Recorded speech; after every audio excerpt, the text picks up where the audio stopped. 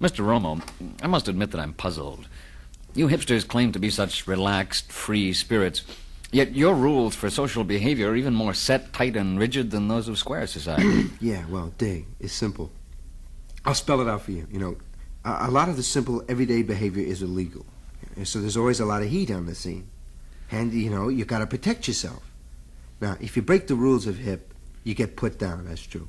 But you break the square rules and they throw you in the slam, and that's a big difference. Now, anyway, look, there's only two basic rules in hip. You protect yourself from the possibility of police intervention, which means you don't associate with uncool people and things. And you protect your state of mind. Now, that means you don't want anybody around who's going to bring you down, right? We talked about that. You understand what I mean? You follow the hip commandment. Thou shalt not bug thy neighbor, which means be cool, that's all. Cool. Cool is a word that seems to change meaning every time it's used. Yeah, it does. Cool it means stop it. Or change the subject or split, or it's a warning. All those things and just that one thing. It's cool with me means okay. It's okay. It's cool means it's all right or it's not dangerous. Cool means something all by itself, but it's like trying to define hip, or hip in general or righteousness, You can give 100 examples of what it isn't, but man, you're going to have a hell of a time saying what it is.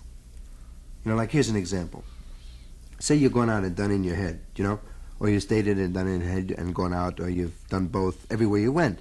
And it's 4:30 in the morning and you're in a diner eating your banana cream pie, and sits down right opposite you a cop.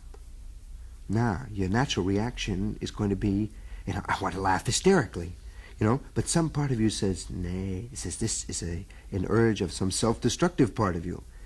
And you say to yourself, be cool, unless, of course, you blow your cool and come all unglued in front of everybody. Then no use to say, be cool, because it's happened. And then you're going to attract the attention of the cop, and he's going to regard you as a menace. And this will get you a reputation as a very uncool face, having everybody seeing this cop regard you as a menace, and all in all, it's a drag, The hip thing is to be able to perform the exactly appropriate action at all times, and that is not easy. It leads to paranoia. What's that? Who's that? Who's out there? What's that car? Who's in that car? Who? Why is the car there? The car wasn't there. What? The what, who, where? The eyeball disease. You get jumpy. It creeps up in you sometimes. Paranoia is the hipster's disease. Yeah, like I was at a party once, in the cemented park out in front of the UN building. And I got drugged, so I split. Then I walked over to 2nd Avenue and 40th, and I went to this little restaurant, in Nedick's or Rikers or something. It doesn't matter. And I ordered a bowl of Jell-O, with milk, raspberry Jell-O. And it was great, so I ordered another bowl. But halfway through my third bowl of raspberry Jell-O, I realized that if I ordered another bowl, the counterman would call the cops, There's this nut eating Jell-O, looks funny to me, better come over and pick him up. So I split, I got in the wind very carefully.